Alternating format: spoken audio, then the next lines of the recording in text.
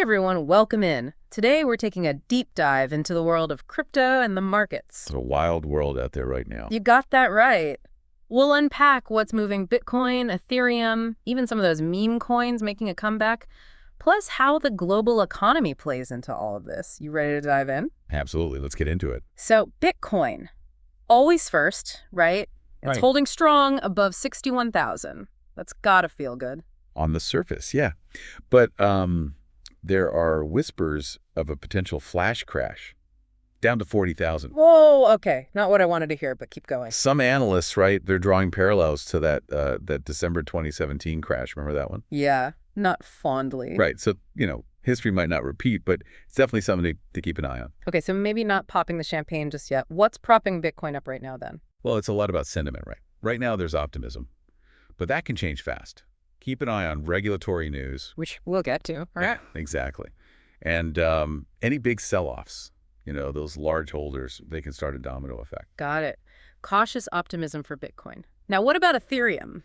I hear there's ETF fever going around. Yeah, you're right. Predictions are out there that Ether spot ETFs could pull in, get this, $20 billion if they get approved. Okay, wow, $20 billion. That's not even fever. That's like the whole inferno. But is this hype or the real deal? It's a bit of both, honestly. The hype is all those institutional investors. ETFs make it easy for them to jump in. And that means big money, which drives the price up. Right, makes sense. But the real deal part depends on those ETFs actually getting approved and how fast that money actually flows in. Okay, so watch those ETFs closely. Now, I can't believe I'm asking this, but meme coins, are they back? Didn't we do this whole song and dance with Dogecoin? Feels like yesterday. It's true. They're back from the dead. Again, we're seeing it with Popcat, Mogcoin, and especially Naro. It's up like 46% in the last 24 hours. See, this is what I mean about a wild ride. It's like that movie with Bill Murray, where every day's the same, but instead of weather, it's meme coins. But seriously, is this just a blip, or is there something more? This is where understanding the bigger picture matters. They're all driven by hype, social media, which, as you know, is unpredictable, massive short-term gains, sure, but huge risk. So basically the lottery of investments.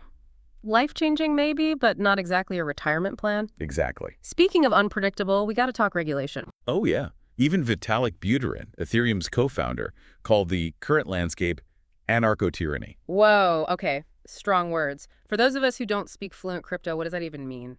It's a mouthful, right? Sure. Basically, too many rules and not enough at the same time. Governments want control, but there's so much decentralized activity that's tough to regulate. So kind of a best of both worlds situation, but not in a good way. And I'm guessing that SEC case against Binance isn't helping. Definitely not. That lawsuit is huge, and how it goes could change everything. We're talking limits on trading, stricter rules, fines, the whole 9 yards. Everyone's watching that one closely. Yeah, talk about a legal thriller, right? But shifting gears a bit, it's not just the crypto world keeping investors up at night, is it? The whole global economy seems a bit shaky. You're telling me we're seeing investors pull some serious cash out of digital assets, like $147 million worth. Okay, that's a lot of money. What's that telling us? It's like a signal, right? People are nervous, not sure if the bottom's about to fall out of everything. So those global economic jitters everyone's talking about, what does that even mean for the average person? Well, a lot of things are causing uncertainty right now. The Israel-Iran conflict is a big one. Right. Oil prices are through the roof because of it. Highest they've been since August. Which explains why filling up my tank feels like a mortgage payment these days. Exactly. And it's not just gas, it's everything, groceries, you name it. That's inflation for you. Okay, so how does this all connect back to crypto for someone who's, say, not an economics professor? Well, think of it this way. When oil goes up, inflation usually follows. And that makes investors nervous. They start looking for safer places to put their money. Which means pulling out of riskier assets, like crypto. Bingo. It's all connected. And speaking of things that could shake things up, the Fed's got their big meeting this Wednesday. Right, with those super important meeting minutes, everyone's going to be dissecting. What's the key thing to watch for there? Interest rates. Everyone wants to know what they'll do with those. Okay, but for those of us who don't live and breathe finance, why are interest rates such a big deal?